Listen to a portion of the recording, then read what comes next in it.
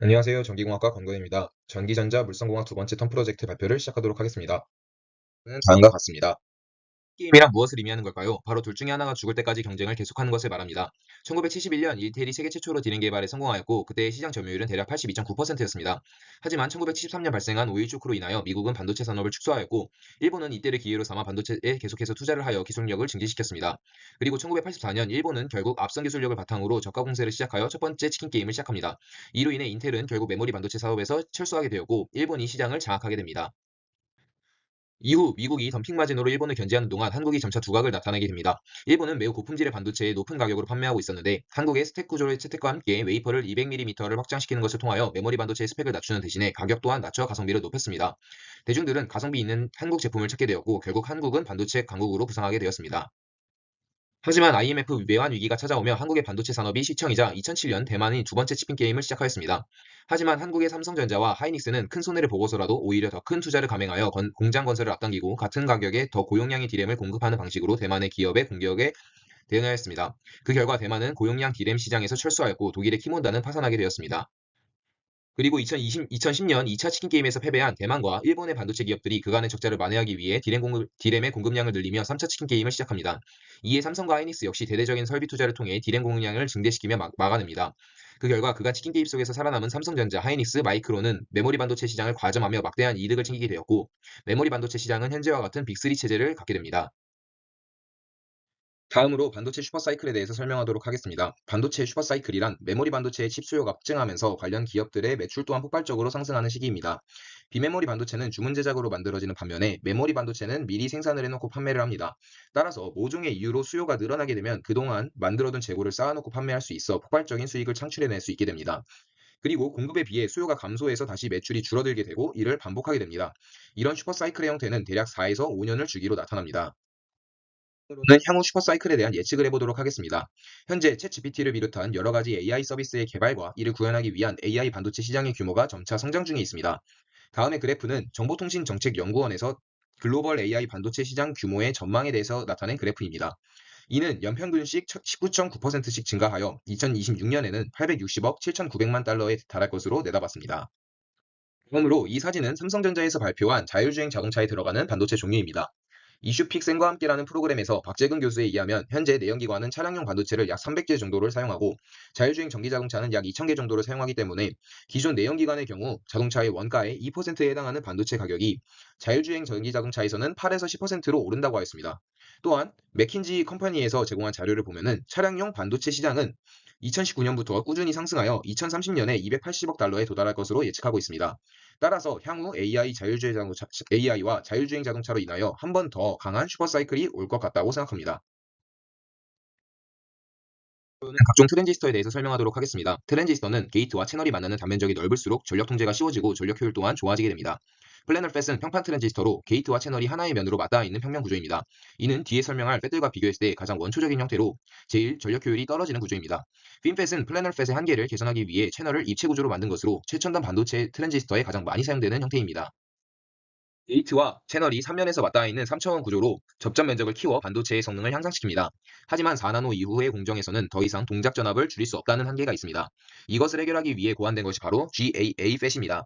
전류가 흐르는 채널의 내면을 게이트가 둘러싸고 있어 전류를 보다 세밀하게 제어할 수 있어서 더 높은 전력 효율을 갖고 GAA는 3나노 이하의 공정에서도 사용될 수 있다는 장점이 있습니다. 하지만 아직 상용화되기에는 기술력이 부족합니다. 다음으로는 제가 찾은 논문에 대해 발표하도록 하겠습니다. 저는 치킨 게임을 조사하면서 삼성전자가 피를 튀기면서 싸웠던 메모리 반도체에 대한 궁금증이 생겼습니다. 이러한 메모리 반도체는 팻과 함께 실제로 어떻게 사용되는지에 대한 호기심이 생겨 관련된 논문을 찾아보았습니다. 이 논문은 6개의 트랜지스터가 있는 SRAM에서 그 구성이 플래너 팻일 때와 핀 팻일 때의 경우의 성능의 차이에 대한 연구였습니다. 이 논문의 임팩트 팩터는 3.47이고 인용수는 17회로 근거 있는 논문이라고 볼 수 있습니다. 이 실험에서는 SRAM의 성능을 총 5개의 지표를 사용하여 결정하였습니다. 하지만 저는 시간 관계상 그중 3가지만 설명하도록 하겠습니다. 첫 번째로는 SRAM의 안정성입니다. 이는 스태틱 노이즈 마진이라는 SNM으로 판별하였습니다. SNM은 정적 잡음 마진으로서 메모리 셀의 상태가 변하지 않고서도 견딜 수 있는 최대 노이즈입니다. 그리고 이 값은 클수록 좋습니다. SNM을 찾는 접근 방식은 이 그림에 표시된 것처럼 두 개의 DC 잡음 소스가 두 개의 인버터의 입력 측에 연결되어 의도적으로 잡음을 추가하는 것입니다. 그런 다음 DC 전압을 점진적으로 증가시켜 셀 값이 반전되는 전압을 찾습니다. 셀 상태 반전 시점에서 DC 전압이 결국에 SNM이 됩니다. 이를 측정한 결과 핀팻 SRAM에서는 모든 온도에서 플래너 SRAM보다 더 높은 DC 정적 잡음 마진을 가지는 것을 확인했습니다. 두 번째로는 읽기 전류입니다. SRAM 셀에서 읽기 전류는 실제로 메모리의 읽기 작업 속도를 결정합니다. 이 그림은 논문에서 사용한 SRAM 구조입니다. 읽기 전류를 측정하는 방법은 다음과 같습니다. 우선 내부 노드에 0을 저장하고 워드라인은 계속해서 1이 공급되며 비트라인은 사전에 1을 충전합니다. 이렇게 만들면 패스게이트를 통해서 비트라인에서 내부 노드 쪽으로 전류가 흐르게 되는데 이대의 전류를 측정하여 읽기 전류를 구할 수 있습니다. 실험을 통해 측정한 결과 핀팻을 이용한 SRAM에서 더 높은 읽기 전류가 측정된 것을 볼 수 있습니다. 마지막으로는 누설 전류입니다. 메모리의 배열에는 엄청난 수의 비트셀이 있습니다. 누설 전류는 열당 지원될 수 있는 최대 비트셀 수를 얻는 것으로 구했습니다. 누설 전류는 워드라인을 1로 만들고 비트라인을 1로 사전 차지한 후에 내부 노드는 0을 저장합니다. 이렇게 하면 비트라인에서 내부 노드로 전류가 흐르게 되는데 이때 워드라인을 0으로 끄면은 패스게이트가 오픈되어 버립니다. 하지만 이때 패스게이트에 남아있는 잔류 전류들이 마저 흐르게 되는데 이것을 측정하여 누설 전류를 구합니다. 실험을 통해 측정한 결과 핀팻을 이용한 SRAM에서 더 낮은 누설 전류가 측정된 것을 볼 수 있습니다. 이 논문에서 진행했던 다양한 실험을 통해서 정적 잡음 마진과 읽기 전류 및 누설 전류의 관점에서 봤을 때 핀팻을 사용한 SRAM이 플래너 팻을 사용한 SRAM보다 우수한 성능을 가져올 수 있다는 것을 알게 되었습니다. 그러는 두 번째 논문입니다. 저는 GAA에 대해서 알아보던 중 채널의 구조가 꼭 사각형이어야 하는가에 대한 의구심을 갖게 되었고 다른 채널 구조를 가지는 GAA에 대해서 찾아본 결과 다음과 같은 논문을 찾을 수 있었습니다. 이 논문에서는 GAA의 채널 구조를 원통형으로 두고 사각형 구조와의 성능을 비교해보는 실험을 진행하였습니다. 이 논문의 임팩트 팩터는 2.87이고 인용수는 17회로 근거 있는 논문이라고 볼 수 있습니다. 이것은 실험에서 진행하였던 시뮬레이션에서 사용된 사각형 구조와 원통형 구조의 GAA입니다. GAA는 일반적으로 채널이 생긴 모양에 의해서 영향을 받습니다. 다음 그림과 같이 사각형 구조에서 각 채널 주변의 가장자리에서는 큰 전기장이 모이게 됩니다. 이로 인해 게이트의 전극은 채널을 미세하게 제어할 수 없게 되어 단채널 효과가 발생하고 이로 인하여 누설 전류가 발생할 수 있습니다. 그리고 기존 사각형의 길이를 지름으로 하는 원통형 구조로 변경하고 시뮬레이션을 다시 수행해 본 결과 원통형 구조에서는 대칭적인 특성 때문에 코너 효과가 사라지게 되어 전기장은 채널 내의 원형 링 안에서 균일하게 분포됩니다. 실험에서 얻은 결과는 다음과 같습니다. SS는 서브스레드 솔드 스윙의 약으로서 반도체 소자가 전이 상태로 바뀌기 위해 필요한 게이트의 전압의 변화를 나타냅니다. 이 값이 작을수록 더 낮은 전력에서도 안정적으로 동작할 수 있습니다.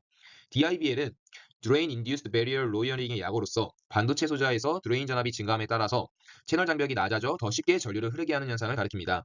이 값이 작을수록 채널의 드레인 전압의 변화에 덜 영향을 받아서 더 안정적으로 동작을 할 수 있게 됩니다. SS와 DIBL이 모두 작아지게 되면은 단채널 효과가 줄어들게 되어 누설 전류가 줄어들고 이로 인해 전력 효율이 높아지며 소자의 성능이 향상됩니다. 실험을 진행해 본 결과 원통형 구조에서는 사각형 구조에 비해 SS와 DIB의 값이 둘 다 더 작은 것으로 나타났습니다. 또한 사각형 채널의 GAA 팻에서는 채널 가장자리 부분에서의 전기장이 높아서 불필요하게 높은 오프커런트가 발생했지만 원통형 채널 장치에서는 대칭적인 정전기적 게이트 제어로 인해 오프 커런트가 크게 감소했습니다. 따라서 장치의 오프 전류분의 온 전류의 비율도 향상되었습니다. 이 차이는 약 5배로서 이는 채널의 원통형 모양이 GAAFS의 성능을 더욱더 향상시킬 수 있다는 것을 입증합니다. 이로써 성능 측면에서 이상적인 GAA 구조가 되며 전력 효율적인 휴대용 장치에 적합하다는 결론을 내릴 수 있습니다. 마지막으로 차세대 메모리 반도체에 대해 설명하도록 하겠습니다. VLSI 2020에서 벨기에의 아이맥은 나노시트 트랜지스터의 제품군의 확장성을 1나노미터 이상 로직 노드로 확장하기 위해서 CFET을 발표하였습니다. 여기서 아이맥이 제안한 흐름은 MFET이나 PFET을 쌓는 대신에 두 장치를 서로 겹쳐서 놓는 것입니다. DTCO의 분석에 따르면 이렇게 만들면 기존의 GAA보다 이론상 2배의 면적의 절감 효과를 가져올 수 있는 것뿐만 아니라 트랜지스터 단자 액세스를 상당히 단순화할 수 있다고 합니다. 트랜지스터의 면적을 줄일수록 더 많은 트랜지스터를 같은 면적 안에 넣을 수 있고 면적 대비 효율도 증가하게 됩니다. 다만 많은 층의 나노시트를 만들면서 생기는 공정 난이도의 증가로 인하여 해결해야 할 문제가 너무나도 많은 구조입니다. TCAD의 분석을 기반으로 제안된 CFET은 전력 및 성능에 대한 N3 목표를 충족시킬 수 있으며 FinFET보다 성능이 뛰어납니다. 하지만 이를 구현하기 위해서는 하단 장치용 금속 상호 연결층의 부재, 그리고 다층 반도체 기판에서 여러 층 간의 전기적 연결을 위해 사용되는 구조물인 딥 비하에서 발생하는 저항으로 인한 전압 강화 등의 다양한 문제점이 있습니다. 따라서 아직 기술적으로 많은 발전이 필요하다고 생각합니다. 이 발표에서 사용한 자료들의 출처는 다음과 같습니다. 발표를 마치도록 하겠습니다. 감사합니다.